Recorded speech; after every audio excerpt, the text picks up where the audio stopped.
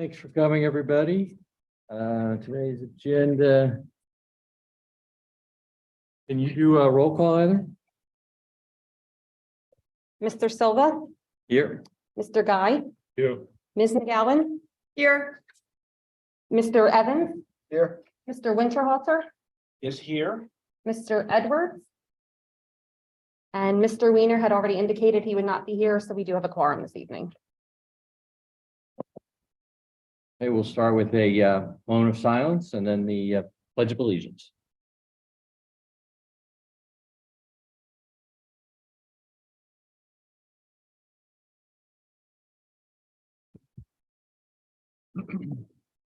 Pledge allegiance to the flag of the United States of America and to the republic for which it stands, one nation, under God, indivisible, with liberty and justice.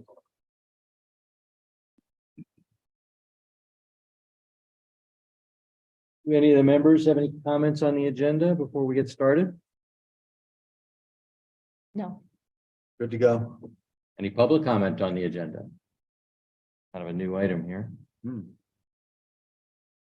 Okay, then next we have the March meeting minutes for approval. I was not there, so I will not vote. Does anybody have any comments on the minutes? No. No. Motion to approve? Chair, I'll move to approve the minutes. Do we have a second? Second. All in favor of approving the minutes, say aye. Aye. Opposed, say no. Minutes are approved.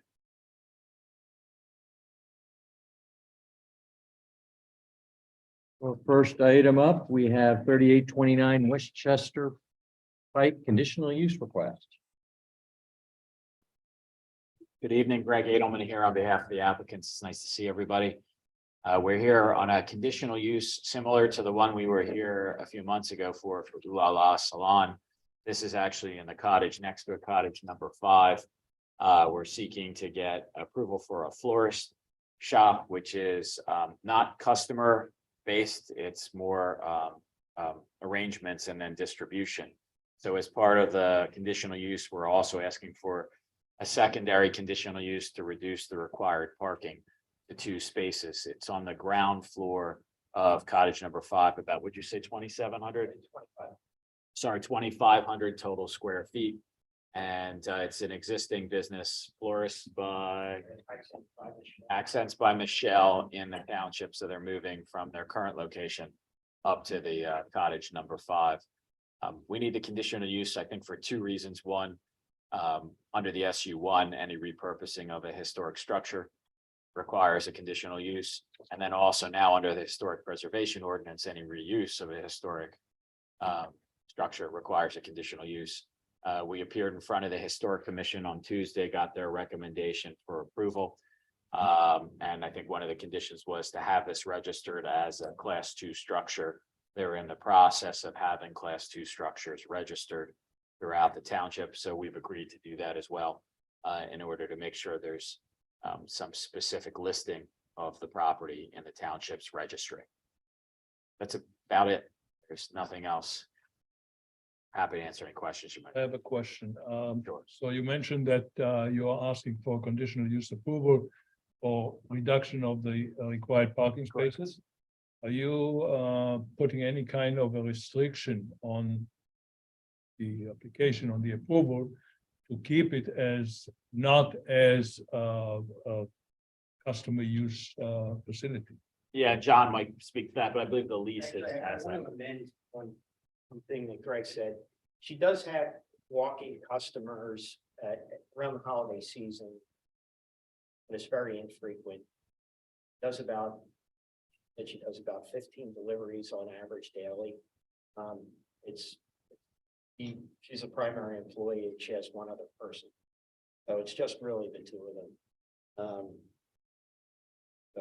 So how will it be in the future? Let's say after so many years, she decided to close the business, sell the business, and the business changes. Then So what happens? It would, well, we would expect that the condition would be a condition on the occupancy permit, that the use be consistent with what we're representing here. should the use change, say another florist comes in, but then all of a sudden wants to be able to have it as a commercial business as opposed to, what we're saying here, they have to come back to amend the conditional use or get a new conditional use. So I would expect the permit that Andy would issue would say limited to, 2 parking spaces, non-retail, walk-in, or daily walk-in or something like that. We'd have to come up with some language that would be acceptable. But yeah, I agree. That's what I was talking to John about that. Any one of these reoccupations of the historic cottages has to be specific to the use that we have because we're coming in, piecemeal, right? And we're trying to make the parking work, we're trying to make the use work. And then if it changes in the future, technically we have to come back to amend those conditional uses every time. So there's 2 parking spaces is what you're asking for maximum. That's And correct. are those for the employees of the florist? That's correct. Correct. So I'm a customer of Michelle's. Where do I park when I come and pick up? Because I do not have her deliver. So we're gonna sign the spots out front. Okay? Yeah. Okay, And we are offering employee parking also. Further up on the other side of the conference center. We okay. have a number of I have more parking than I know what to do with. Most of our tenants now, we're still at 97% leased, but they're down to reduced work schedules where, 2 to 3 days a week. Usually you see a lot of activity Tuesday, Wednesdays, but Thank you. And are we talking about what's labeled on the plan EV 17? yes, Okay, it's the 3, so it's the center cottage, the 3 closest to the firehouse. There's a total of, it's 8 historic structures, or 9 counting the gym, on the property. This is the middle one, This is the one on the first floor. correct. and then how many spaces are left? A certain number were allocated for the prior. How many spaces are left for EV 16? So so EB 16 on the first floor is actually the Supreme Court Commonwealth Court judge. She has a couple other staff members. They have assigned spots. And then there's 2 single proprietors upstairs. So it's fully leased, that cottage there. This cottage here has all those spaces. I cut them out.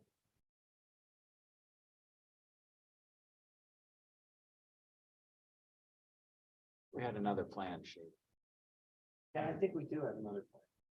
There it is, right Oh, there it is. that makes it.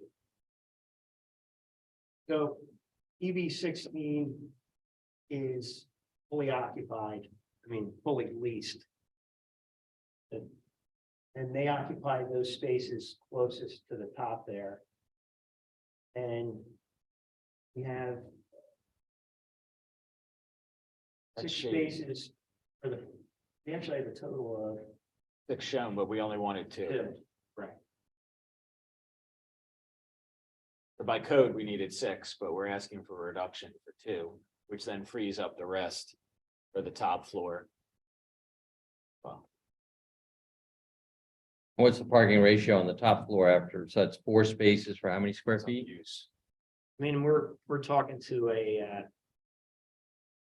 don't know if it's going to move forward, just as an example, we're talking to an interior design firm, the 2nd floor, and it's 1 person and she has a part-time person coming in.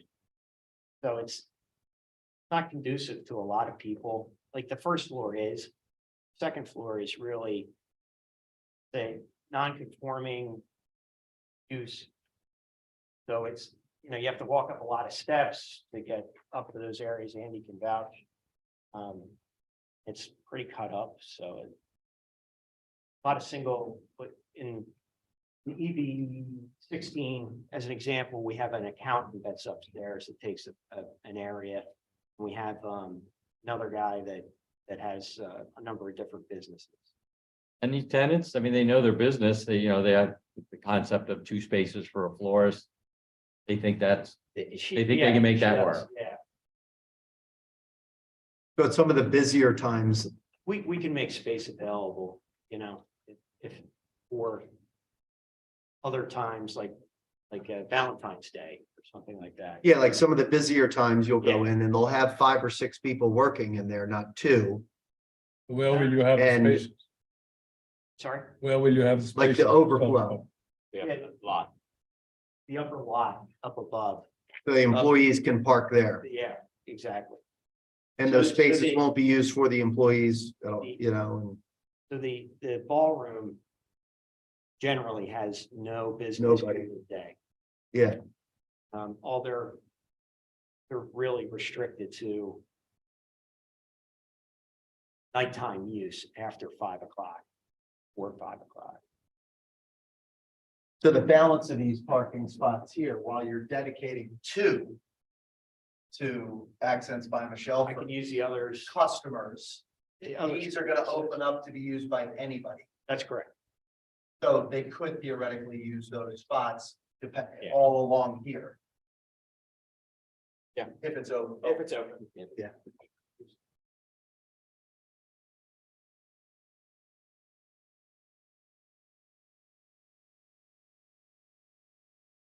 Yeah. No, there's- Yeah. Yeah. I'm good. Yeah. Any public comment? Good. Public comment? Any public comment?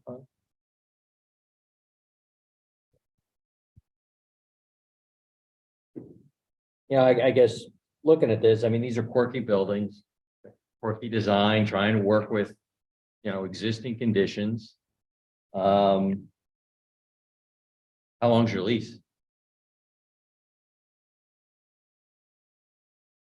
Really? Much? 10-year 10, lease with wow. her? Damn. I'm happy for Michelle. Yeah, Yeah. good. I have to double check, I think it's. They all have options to get out. And then the overflow, I mean, you don't, And, right, 5 and then. and then the overflow, you don't have plans to start committing that as we're discussing here. That's just always gonna be Available. indefinite. Yeah, it's really on it's basically a shared use type of arrangement, just based upon what we have there now versus when it's occupied versus when this is occupied. What's your parking ratio for all the cottages to all the cottage spaces? I mean, it doesn't look great. I mean, it's an existing addition. That's not how we calculated it, obviously. I don't think we've ever broken it down, but it's. Because we did it on a PRD basis. Right. We did that in that sector. So that's where the parking ratio was. Yeah. But here it's never been great. I mean, when you think about it, it's been used as B&B. So there had all these different little rooms there. So every room was a car, right? So I don't know where everyone parked during the time that it was occupied. I mean, it's probably worse. Well, Wasn't it an SAP deal then? Yep. So Yeah. people took an Uber here from the airport. maybe. A Yeah. lot of them drove in. Yeah. So, but These cottages were given back to us in 2020. So there's 2 components of this. One, just a conditional use to make the changes. correct, Second component is to allow 2 parking spaces. instead of 6. That's the full. Okay. That's correct. Anybody have any additional comments or someone want to make a motion or? I'll make a motion, Mr. Chairman. I'll move that the Planning Commission recommend to the Board of Supervisors the approval of the conditional use, which is being sought by the applicant for the first floor of the existing cottage number 5 as a florist flower studio. And for the reduction of the required parking from 6 spaces to 2 spaces, provided there's compliance with the engineer's letter of May 16, 2023, which I don't think adds too much. And I would certainly recommend that it be tied to the term of the lease, whatever that appropriate term may be. And if there is a change of use, that the applicant be required to seek the modification of the conditional use. We have a second? Second. All in favor of the motion, say aye. Aye. Aye. All opposed? We do have one abstention. Like, did Understood. you work with that, Chris? That's fine. Appreciate it. Thank you very Motion much. carried. everyone. Have a nice. Have a good night, holiday. gentlemen. Good to see everyone. Thank you.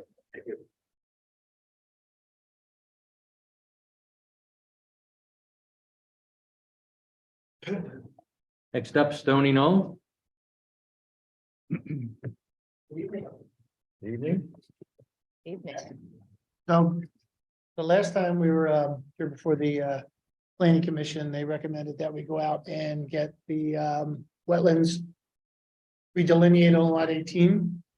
And also at the requested shade tree commission to have the existing trees surveyed on lot 18. After we did that, we revised the plans, and then after looking at the lot itself and the additional trees that would have to be planted, we decided that we would not be building on lot 18 anymore. This is now a 17 lot subdivision.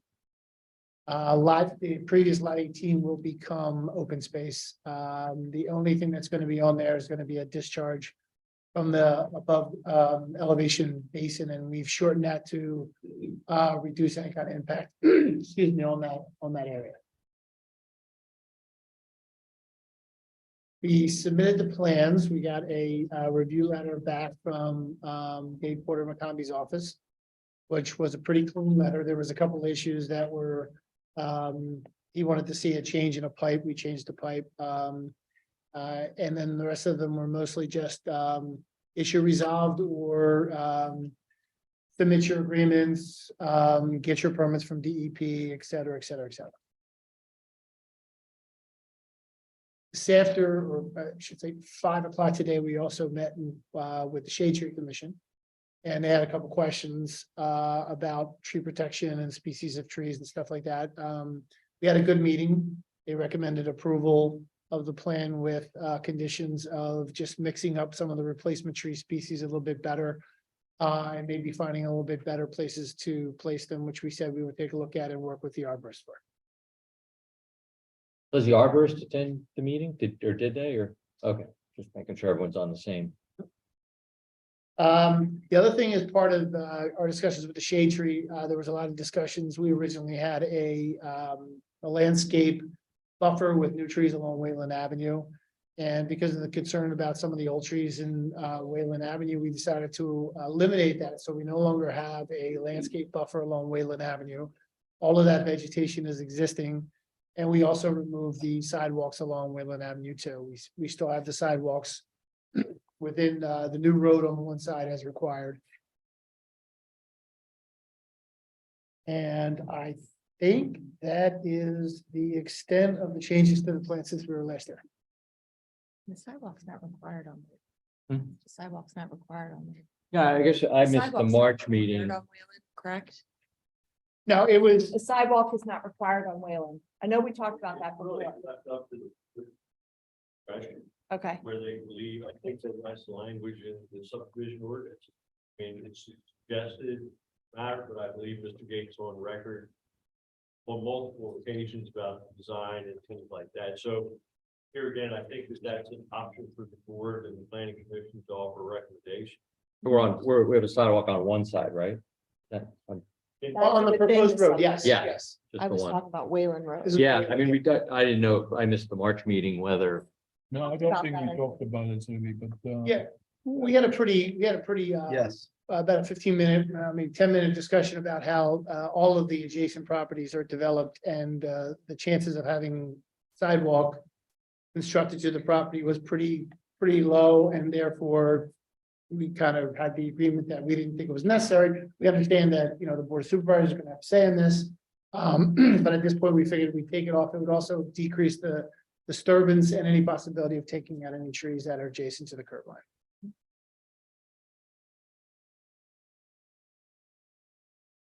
Were you working off of Mr. McCumb or the McCumbie engineering letter of March 21st? There was no subsequent letter to that, was there? Yes, there was mail. May 4th. Nope, I'm sorry, hold on. April 21st. 2023. You guys have that? I don't have that.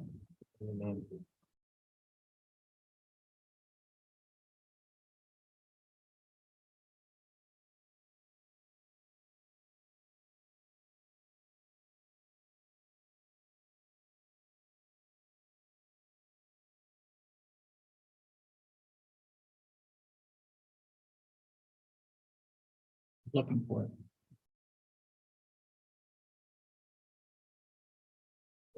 No, I don't have it. Not in the packet. Yeah. There's 142 pages in the package. Is it part of the package? Upstairs, it is given April 21st. Can everybody hear me? Might have it. There is another thing that we're looking for today, in addition to the waivers that we talked about previously, and is a conditional use.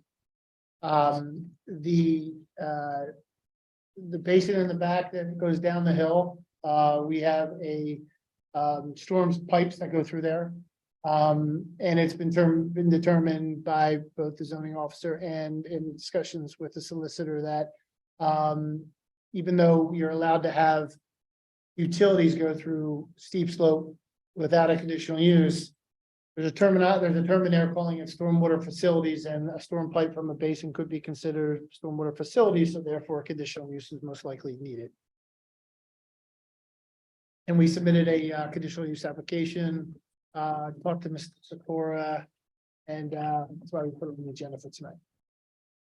Is that conditional use in your letter of May 11? No, it is not. That Okay. actually came about It's additional to that. Okay. Yes. That's okay. It doesn't make any difference. Yeah, I'm just trying to sit there.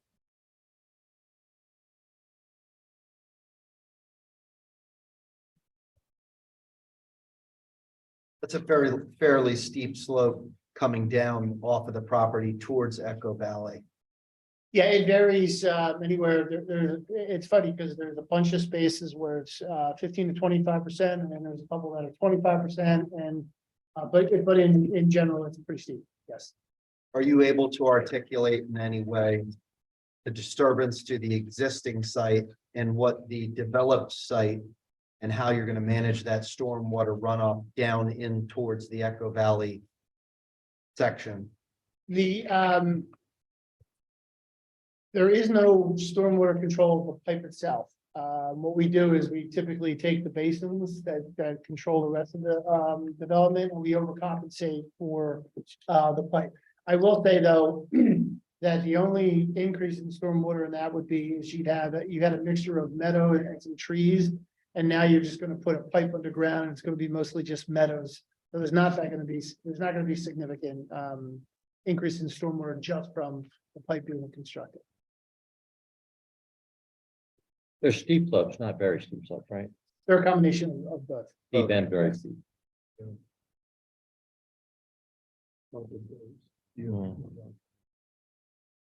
Actually, the conditional use is not required for the very steep slopes, but they are required for that steep slopes.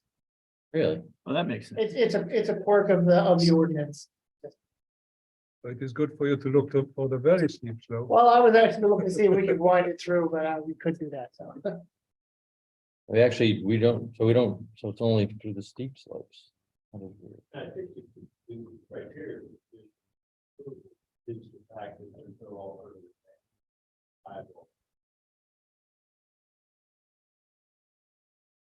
Mr. Gate, are you required under the revised plan to get additional Delaware County Planning Commission approval?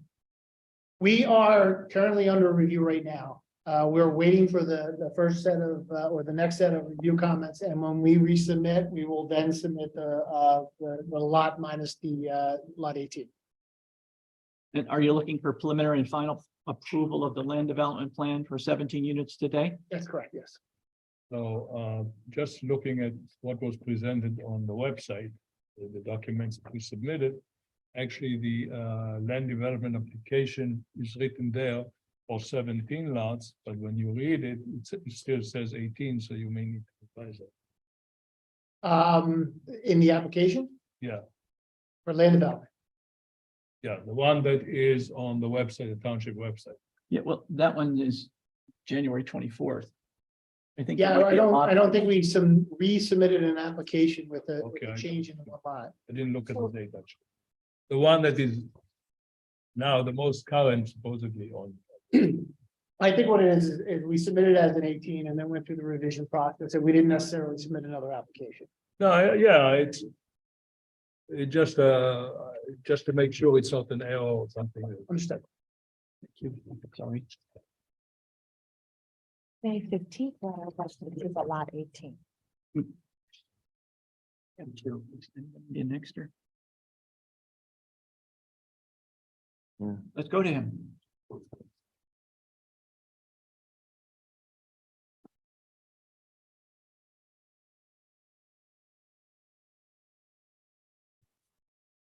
Hello, can you hear me? Maybe he's on mute. Dave, can you hear us? I can. Can you hear me?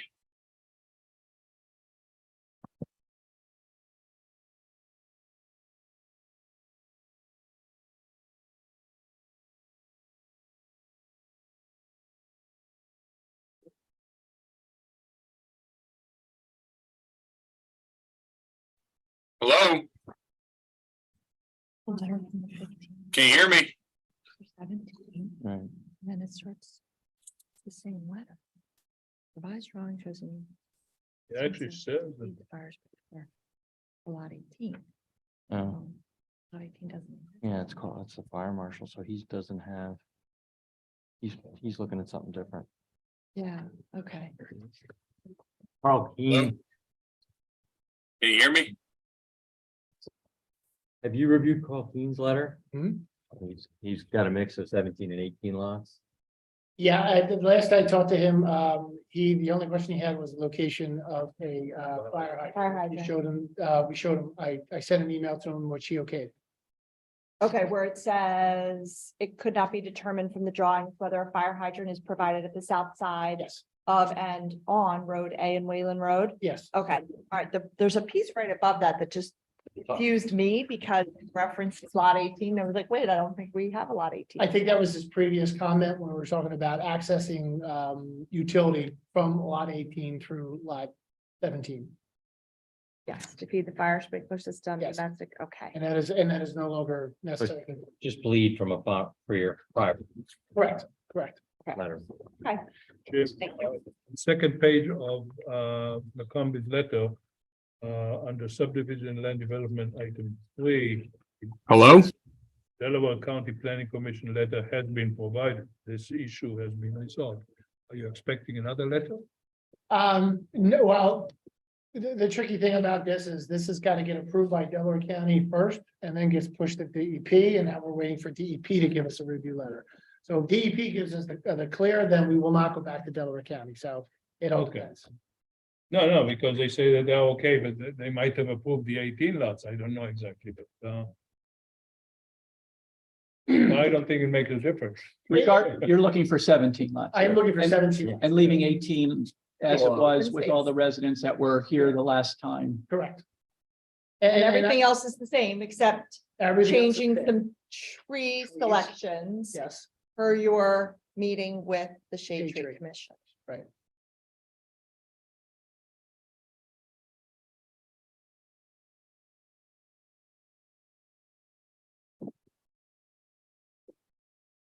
I'm seeing everything resolved or will be resolved.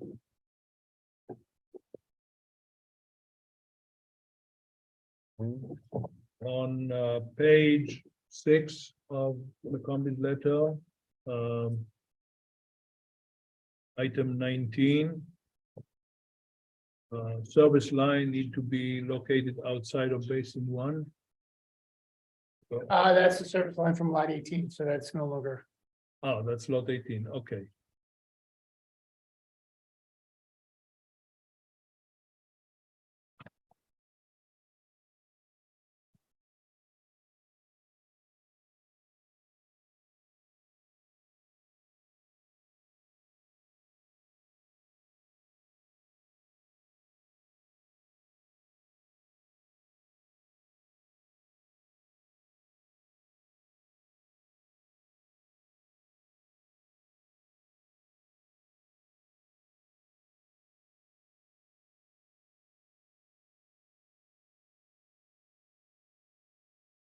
You guys want to see the site plan, the revised site plan online? That'll be helpful. What is the date of the revised plan? The 17 lot plan? The date of, is I believe May 4th. May 4th? We have something that says May tenth. Yeah, but May 10 set in front of me. Sorry, I'm sorry. I'm looking at review letters. It's May 10th, yes. revised. Yes, we have. Yeah, May 10th. Okay.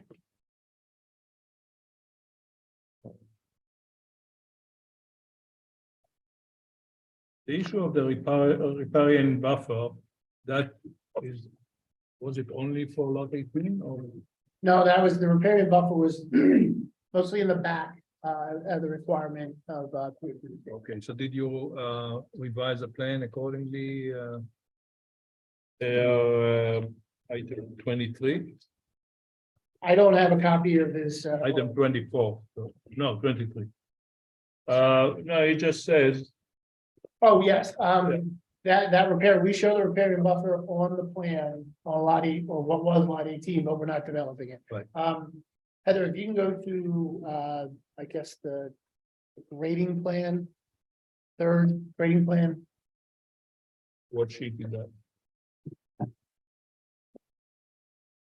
that would be C 134, which would be 11. Yep, right there.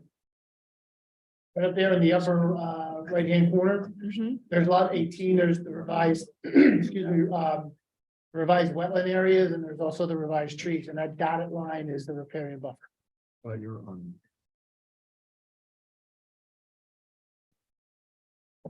Okay. And then Carl Keene had a second letter, May 15. Could not be determined from drawings whether a fire hydrant was provided at the south side of Road A. Yeah, no, I called him up, and I believe I responded that, what date was that, 15th? May 15. Yeah, no, I called him on the phone, it was just a matter of putting me on the phone, I can show you the fire hydrant one. What about item 27? Basin 2 needs to have an emergency spillway. This comment is still outstanding. We revised it, as I talked to Dave on the phone, we revised it, we originally were trying to keep the spillway away from the residents. And even though we had a secondary structure, he was just worried that you should at least have something there, so we put one in there. And if he could raise his hand, sure he would say, yes, that's on the revised plans. We had no objection to that. So Mr. Gate, I just want to make sure, since we don't have Dave Porter here. So you did the plan on May the 10th. The last letter we have from Mr. Porter is April 21st. So you spoke to him after the revised plan was presented, or the revised plan addresses the concerns of his April 21st letter. His revised plan, my revised plans addressed his concerns of his April letter. And I don't know if you have a copy of my letter. That's where I say, okay, Dave, this is what we'll do. And we revised all the plans. He had like 3 or 4 minor revisions, to which we said, no problem, and we made the change on the plan. Because any approval would be conditioned on Right. satisfaction of the Engineer's letter. acting engineer's letter. Right. And his approval. Yes. I know we're beating a dead horse here, but you're going into the steep slope now. Is water going to be drained into the steep slope or through the steep slope, or is all the water going into the basins that we talked about several times now? Heather, can you go back one? Okay, the steep slopes are the gray stripes. Orient me first on where Wayland's up here. Wayland is to your left, all the way to your left. Yeah, Echo Valley is to your right. right here. On Valley is down south. Are these the Echo Valley properties? Yes, And this is the sloping down. correct. And that's one of the basins. And it's there's 2 basins there. If you go up a little bit higher. One right there, one right there. And what we do is we combine the drainage to bring them down the steep slope into the stream. So it is that pipe going through that shaded area, which is our storm sewer pipe going through the steep slope. And that's What's that look like to Echo Valley residents looking at it? You will probably, well, there'll be no change on the hill because it'll all be underground. So you won't see that. And then the discharge will be a rock discharge that'll discharge right next to the stream. Is this better water runoff than it was prior without any development? Oh, it's gonna be significantly better, because we're capturing, a lot of the water that used to come down that hill. And I we're- heard what you said, but I don't understand it. Well, it's just simply a matter of, water coming down there now comes at a certain rate. Yeah, We capture all that. Some of it gets infiltrated into the soil through the infiltration of two basins, and then it's metered out slowly. So, for example, if you had a storm and you had like a 1 hour rush of storm, that 1 hour would be held in the basin and then metered out slowly. So there'd be less water coming out of the basin over a longer period of time. So your engineering design is to take all this water in a controlled environment and put it into the pipe and push it, dissipate it away from the home so that based on what has been designed, it will not increase flow onto Echo Valley. It will not increase flow to Echo Valley. That is a requirement. We have to submit the calculation showing that those numbers do not increase. And you've done that work and it reflects that that's been accomplished. Correct. okay, Not a request. okay, okay. All right, I feel better. Well, I'll turn to public comment and we can pick up. I think they. Yeah.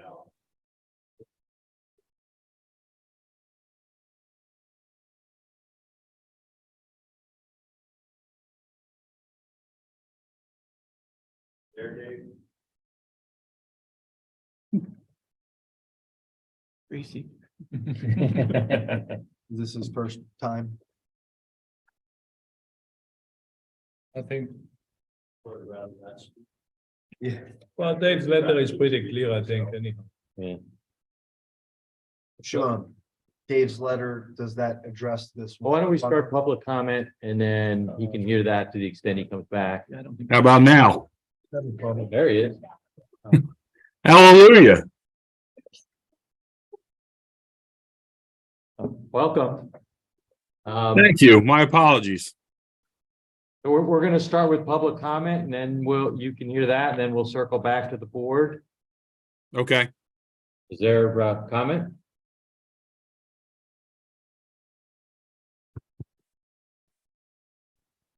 Hello, I'm Trish Adams, 3873 Gradyville Road. I'm also Chair of the Shade Tree Commission. And I'd just like to reiterate that we had a very good conversation with Mr. Gade, and we did come to a recommendation for approval with conditions. We did have some concern about the number of replacement trees that were on the private property. We had some concern about the potential lack of assurances for those trees to be protected in perpetuity. So we suggested that that the applicant consider adding replacement trees, reducing the number of replacement trees on private property, and consider placing them along Wayland Road to maybe improve the aesthetics along that road as well, since the berm is being removed. And we asked for consideration of placing those replacement trees that were on some of the private property, maybe consider putting that in the site restoration areas. And we asked that no more than 10% of the same tree species be used as replacement trees to increase biodiversity. And we asked that the landscape architect work with the township arborist on ensuring that the appropriate species and spacing were provided. So that's where we landed with that. Any questions? I have a question. Yes. You said you wanted the trees to exist in perpetuity, Yes. but doesn't a tree have a useful life? Well, Could be 100 years, but it's not going to last forever. we're not saying that they need to assure that the tree will be alive or on its own accord, but the shade tree ordinance right now does not protect trees, especially the small caliber that will be planted. And particularly, it does not protect those trees on the back side of private property. The ordinance is geared to protect trees on street trees and in the public areas such as in the township's parks. But there's not as much regulation on tree removal on private property, particularly that in the backyard. So the concern is that we're expecting that these trees are being replaced because they're mitigating for an impact. So that is a permanent removal, and that we're asking at least that we have some assurance that those trees aren't going to be cut down by a homeowner as soon as they get their CO. And do you envision there being something in the homeowner association? How do I, this is a developer here. Yeah, Right. I mean, now we're talking about a third party who isn't here yet. So we from the developer as the property owner presently has come before this planning commission and will be before the board of supervisors to ask for a developmental approval. And I can understand that the Shade Tree Commission and the people who want trees want to make certain that the developer will put in so many trees. But then the developer is going to sell those properties. And when he sells those properties, it goes to a private homeowner. And the entire government cannot restrict what that homeowner does. Right. Unless there's a deed restriction. Right. And I'm not certain the developer is going to be presenting that. Well, that is certainly an option. So that's why we're recommending that they minimize the number of replacement trees be placed on the public property and then be placed either in the green space that then would become the ownership or the responsibility rather of the homeowners association. And also the trees that are planted closer to Wayland Road could be classified as a street tree. So that's why we're recommending that less trees be placed on the private property as replacement trees, because these trees are supposed to be replacing the function and value of the trees that were removed due to the development. So we're looking for, and that's the whole purpose of the ordinance. If you haven't had a chance to read section 158-2 and -3, it clearly articulates what the purpose of this ordinance is. Well, I appreciate the purpose of the ordinance. I just want to make certain that we can legally do what you're requesting. Certainly, we can require the developer to comply with the shade tree ordinance since it's an ordinance of the township. But I'm not certain that we can, I don't know how the planning commission recommends approval of something that there's no legal authority to control after developer sells the property. Now, we can require the developer to, based on your recommendation, based on your committee's recommendation or commission's recommendation, to put a number of compensatory tree plantings if they take any down. We could require them to put so many trees or recommend that they put so many trees in the common areas, not the private property. Mhm. But that's about as far as we can go. Right. are And that's common what- area trees governed as still private property trees, or do they become sort of public trees? No. Well, no, I mean, these are replacement trees that are required to be. No, I understand, but they would be governed all as on private property, whether they were on an individual lot or a lot that was Governed by the homeowners. common, the Or common open area. space. Right, Right. it's still within a private entity, the homeownership. So do we really even have the right to govern what goes on in the common spaces when they create the homeownership? That's not a Well, park. I mean, I think part of the final plan, before the final plan is recorded, there's a homeowners association, there'll be a homeowners association document prepared, and I think that is by the board of supervisors, where it's finally signed off on the plan report. So I think there is somewhat of an issue between what is driven by the shade tree ordinance and the fact that the developer cannot legitimately locate these required trees on open ground or HOA property would be easier managed. And he's suggesting these trees are required by ordinance be placed on private property. So how do we come to that? How do we come to a solution to maintain trees that are required by ordinance on private property? The deed restriction, in my mind, was the simplest way. there's a general note that can be added to the plan that says these trees are protected. Is there some enforcement ability through that? I think yes. I think by the general plan, these trees have to be maintained. But I'm not a lawyer. On You- a private Who property, has standing on if this? I buy one of those properties and I want to cut the tree down, The tree that is in question is required by ordinance. on my When it was property that I built. bought, When it was built though, right? yeah, I'm not suggesting I have. I know. I'm suggesting that there's alternatives and the committee is trying to do their best with the information Fair. and the ordinance that they have. And I don't want to come across as being against trees. I'm very much in favor of trees, but I do have concerns with telling private property owners what they can do with their property. I And- agree with you. So this is why, As it relates to trees. right, As it relates Yeah. to a sundry of issues, I can think of a lot of issues and, I mean, specific to this one. But a I tree is a expressed that with the zoning issue. historic Like, commission. I think it's different. And I agree. I agree with you. I don't think you can tell people. Yeah, if I buy a property, I want to cut the tree down, I'm cutting the tree down. exactly. So, and that's the concern. And I'm not saying that that's not your right to do. Right. And that's why I'm suggesting that, and that's why I think there's inherent risk with accepting a plan that is putting those trees on private property where we don't have any authority in order to ensure that they will be protected in perpetuity. There, in the ordinance, it says that if you cut down so many trees or a tree of a certain size, you must replace it with X many trees. And Certainly during during land development. this process. No, I think we're all fine with Don't planting have a them. problem with. So what, It's after. we did not ask, that this was the proposal that the developer came to us and said, this is what they want to do. And I am not against that, and that's fine. So there are ways that they could do, if the applicant was willing, there are deed restrictions, there's other things that you can do. You could even put a conservation easement on those. If the applicant suggested that and offered that, that is an absolute option.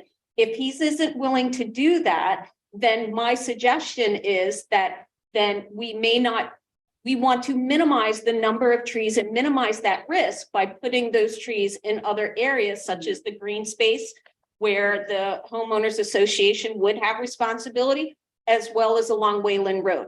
So that's our recommendation, is to minimize the number of trees that are on the private property because of that exact inherent risk. I don't think that that is in the best interest of the township, because they have this replacement code for a reason, and it's mitigating for the permanent removal of trees associated with this development plan.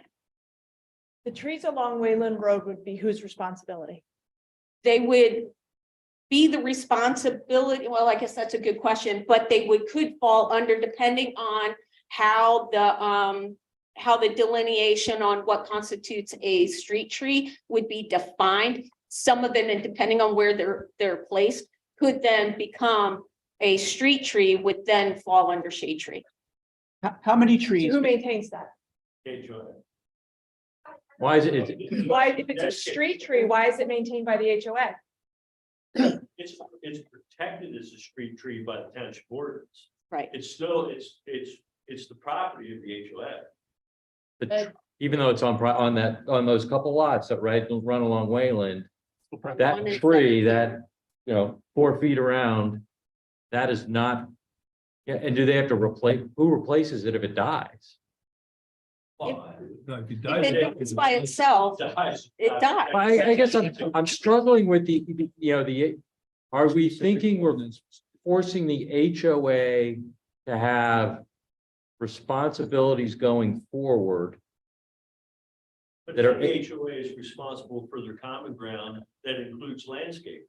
I know, I understand. Yeah, the prior White Horse development has landscaping and street trees. They cut the lawn, they do whatever they do, right? And that's documented in the HOA documents, unless I'm wrong. Well, they're maintaining what they put there. But they still have the choice to vote.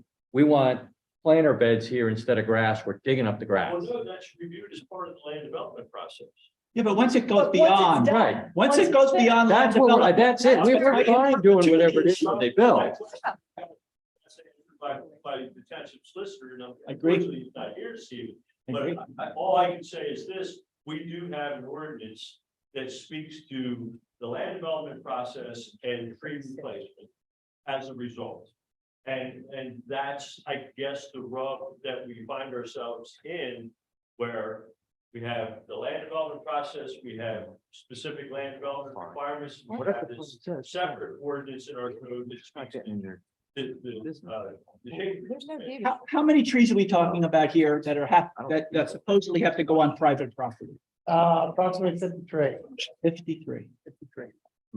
There are 68 street trees. I'm sorry, I could be 86. My eyes are.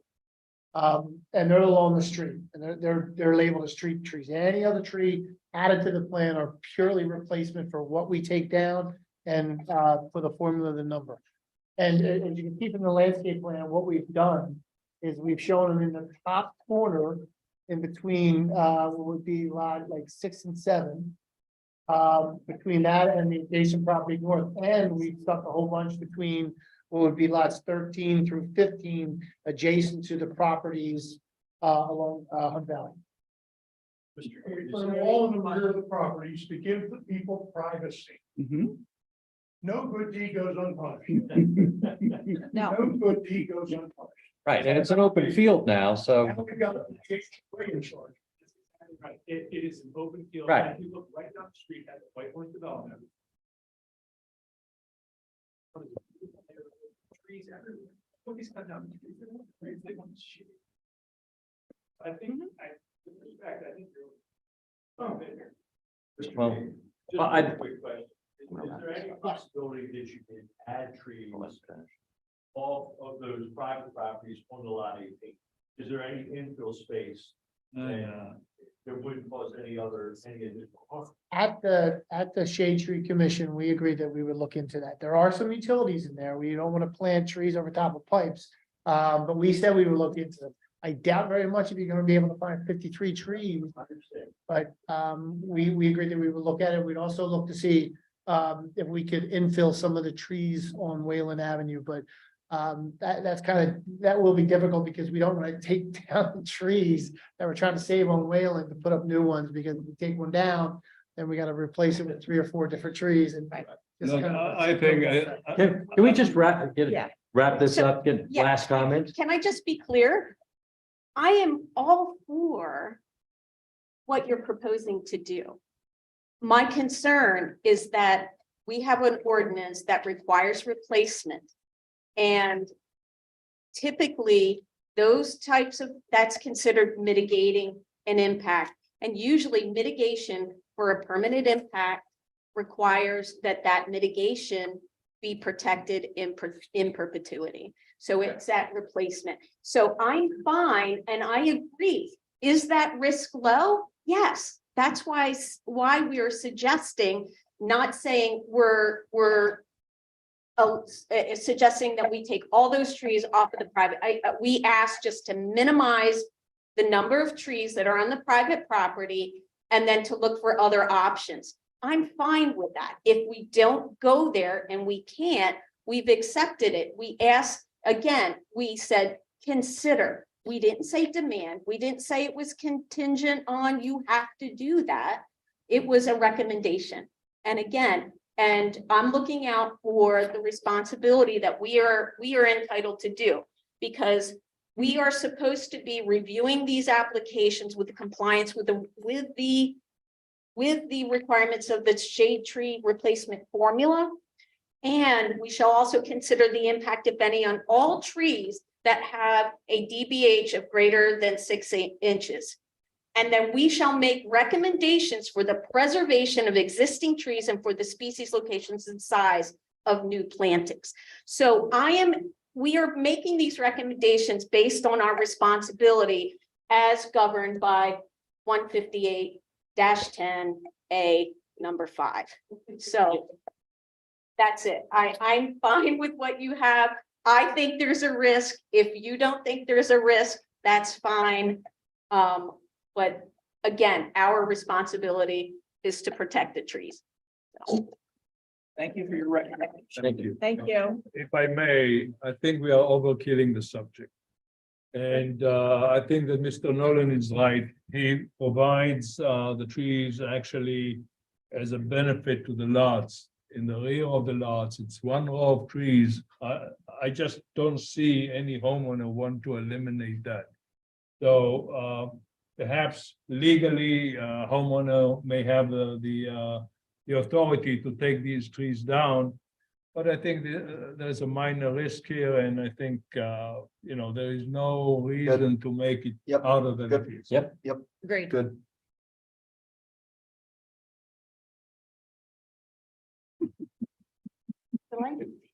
Good evening. My name is Sheila. And are you on the shade, speaking for the shade tree or yourself? I'm Just only because we're trying to I'm on the give people environmental window for the shade chair of the tree. Environmental Advisory Council. So I wanted to thank you, first of all, because in our March meeting, you did a really important thing. You took a pause. We begged you to look at taking a jurisdictional delineation for this property. We said to you that the report that you received was questionable because it was relying on 30-year-old information. And we appreciate you taking that time to do it, because it's evident from the information that we've gathered now that lot 18 now has 150 foot, and it is a high quality cold water fish with 150 foot riparian buffer. So lot 18 now is gone, and I really appreciate you taking the time. Our question is that we also wanted to ask about the wildlife impact study, because the new delineation is just being put in the system, and according to the DEP, it's going to take roughly 6 months for that information to be uploaded. So what they do is that information then goes back for the PA Natural Heritage Program, which would determine what wildlife impacted from this area. So the information that you have before was based on the old delineation, and it's not reflected. So I didn't know if you had a chance to kind of look into that based on the new fact of the wetland has been verified with a farther delineation than you previously thought. I don't believe there's any requirement to go back and do wildlife if you have to, if you have wetlands. What you are required is through the Pennsylvania National Diversity Inventory, we have to go online and they send us, here's the potential sources. I think we had a bog turtle that was cleared, and I believe that was it. That was the only thing that the Pennsylvania National Diversity Inventory told us that we had to worry about. And we have clearance, and that's all within the DEP papers and the planning module papers, stuff like I that. did speak with the DEP about this, and I understand, are you doing a single application or a joint application for this property?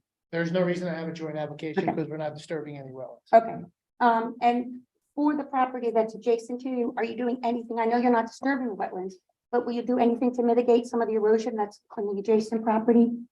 Which adjacent property? The property, there is an intermittent stream that's been identified on this property. Just along the bank, we discussed that. We were told to stay away from the wetlands, Okay. and we are staying away from the Okay, wetlands. because the previous two plans did have you planting, you were doing some things. And that to was part of the mitigate. stormwater for lot 18, and Yeah. since lot 18 is no longer Okay. there, we don't do All that. right. We're not Well, listen, you did your job. You saved lot 18, and it's a really important thing, and I appreciate that. The Environmental Advisory Council appreciates it. This room was filled with people who are concerned, so thank you for taking that time to get the right information to make an informed decision. And thankfully, lot 18 will not be developed. I appreciate that. Thank you. Thank you. Dave is still on the phone, right? Yeah, I use the hold, yeah. Okay, I think we're back to the commission. Comments, questions for Dave? Dave, you there? I am. Can you hear me? Yes. Yes. Beautiful. A couple of things I just want to offer to the planning commission. One, I did issue a draft letter on April 21st. That was for the resubmission of the 18 lot subdivision. I had a conversation with Mr. Gade with regard to that letter and asked him, do you want me to finalize the letter, or are you going to make changes to the plan? And out of courtesy, I sent him that letter so he can consider these comments in any plan changes he had forthcoming. So my apologies for not finalizing the letter and getting it to the planning commission. I did share it with Mr. Rechek and with Mr. Gade, so he could consider the comments in preparing his subsequent plan revision. With that coming in with the 17 lot plan, Mr. Gade is accurate that the overwhelming majority of the comments that I have been resolved, with the exception of largely procedural issues related to final plan, executing land development agreements, providing performance security, etc.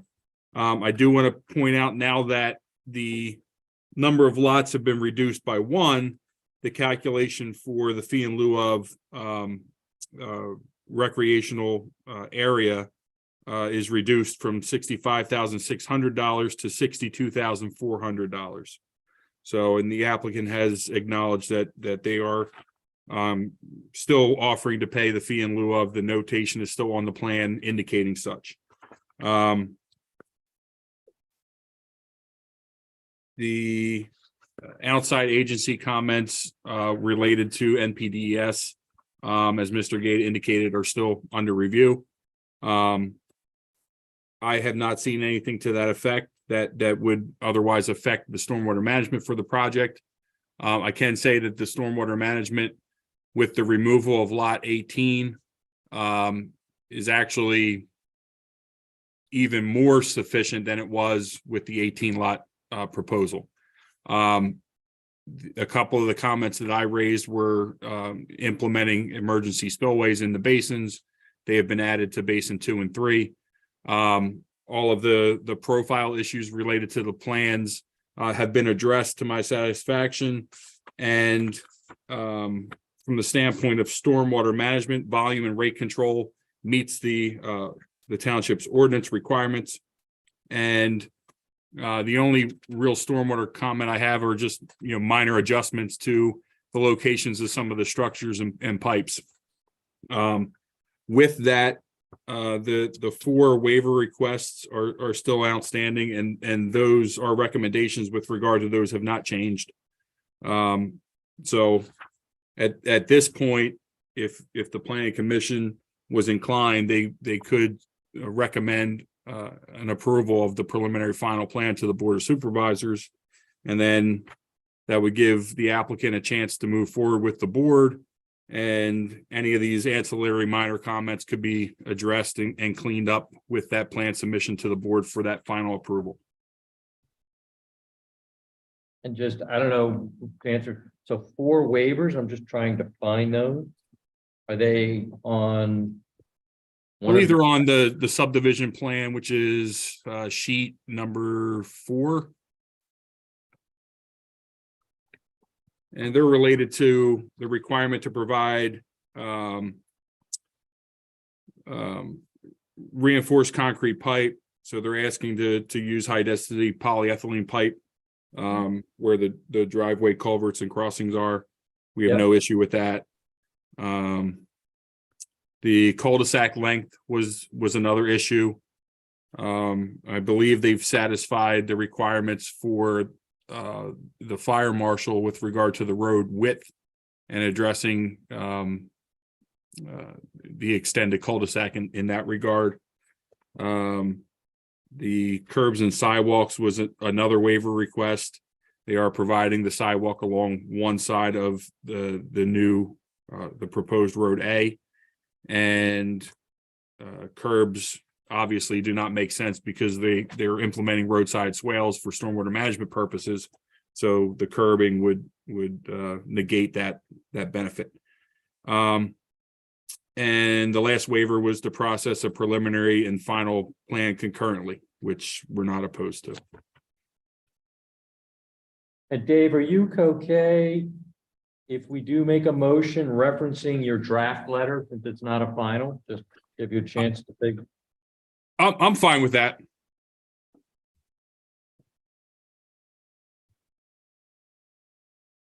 More Motion.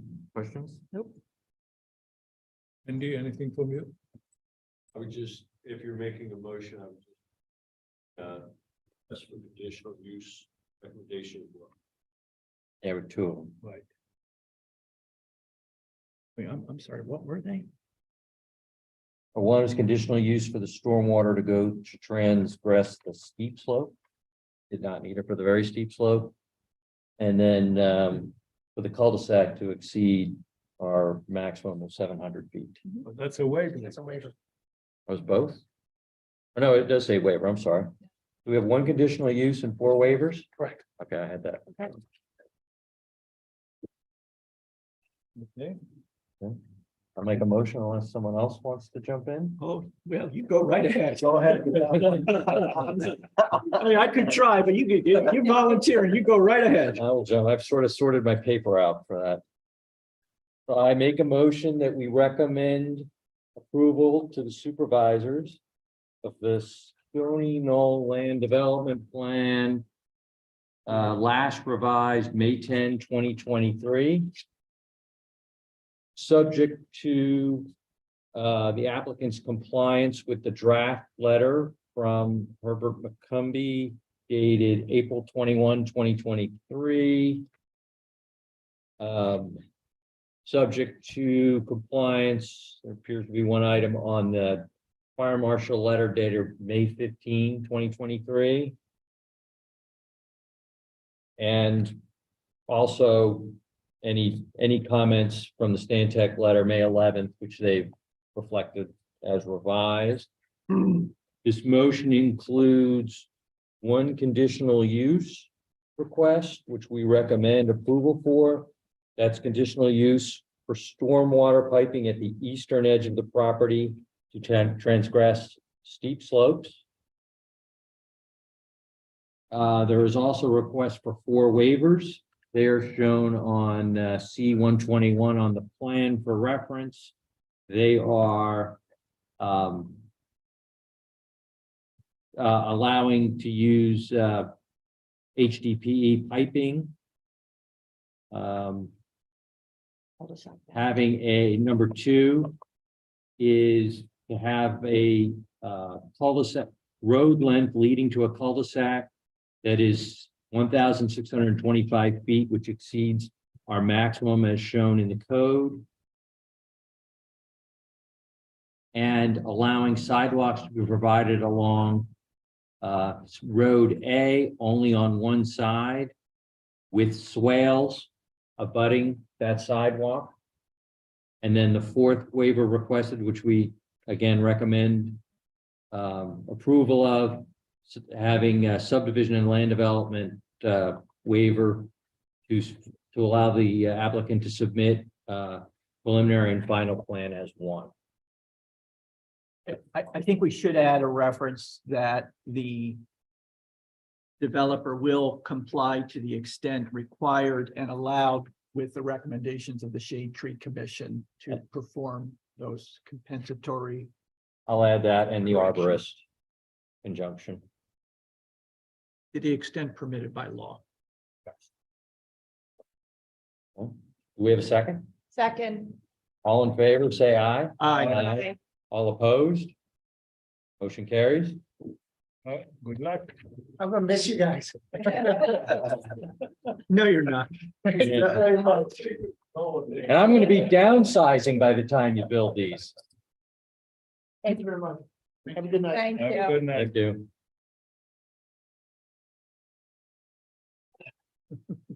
Is there anything else? So and then Garrett, Williamson, Sawmill and Veterans, they nothing. And then we have no budget requests. We have no budget.